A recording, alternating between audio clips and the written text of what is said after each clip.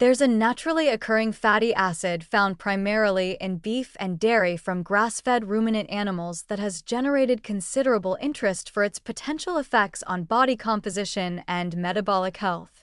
Conjugated linoleic acid, or CLA. But before you rush out to buy supplements or exclusively eat grass-fed beef, we need to have a serious discussion about the gap between promising animal research and actual human outcomes. CLA is produced by bacteria in the rumen of grass-fed cattle, sheep, and other ruminants. The amount in meat and dairy increases substantially when animals consume their natural diet of grass rather than grain-based feed. Some research, primarily in animals, has shown CLA affecting fat metabolism, potentially reducing body fat while maintaining or increasing lean mass. There's also investigation into anti-inflammatory effects and insulin sensitivity improvements. Here's where reality gets complicated. The human research on CLA is considerably less impressive than animal studies. While some trials show modest improvements in body composition, others show minimal effects. The dosages that show benefits in animal research translate to amounts difficult to achieve through diet alone.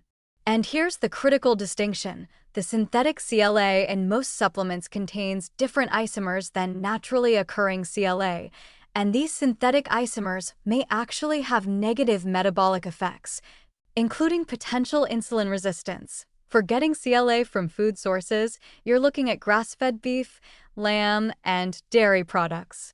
Conventional grain-fed beef contains some CLA, but grass-fed contains roughly 2 to 3 times more.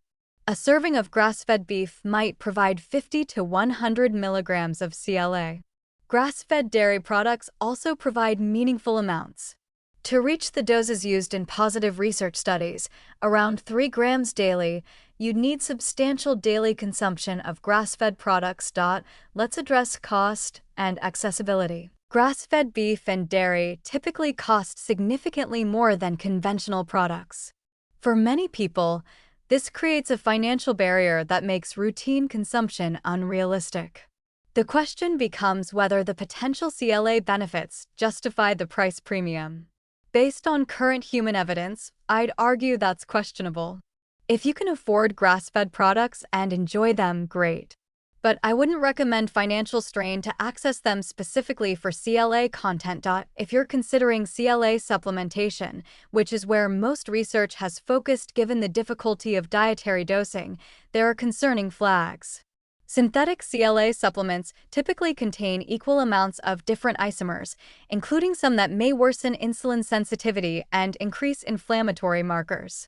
Natural CLA from dairy and meat is predominantly the beneficial C9, T11 isomer. This isn't a trivial difference. Taking synthetic CLA supplements might create problems you're trying to prevent. The metabolic health context also matters here. CLA isn't a magic bullet for fat loss or metabolic improvement. If your diet is otherwise poor, exercise is lacking, sleep is inadequate, and stress is chronic, adding CLA through expensive grass-fed products or questionable supplements won't rescue the situation. The fundamentals matter more than any single nutrient or compound. That said, grass-fed beef does offer other potential advantages beyond CLA.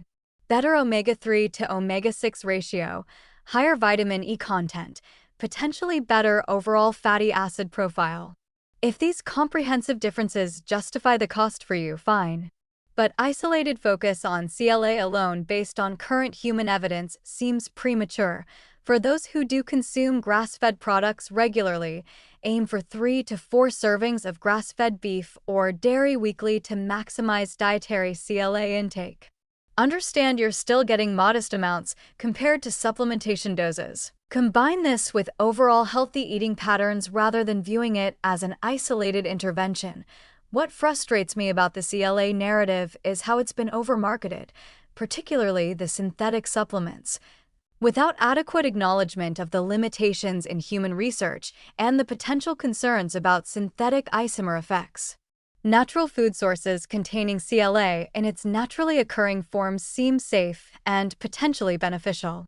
But the premium cost and limited human evidence make grass-fed products more of a if you can afford it recommendation rather than essential for health.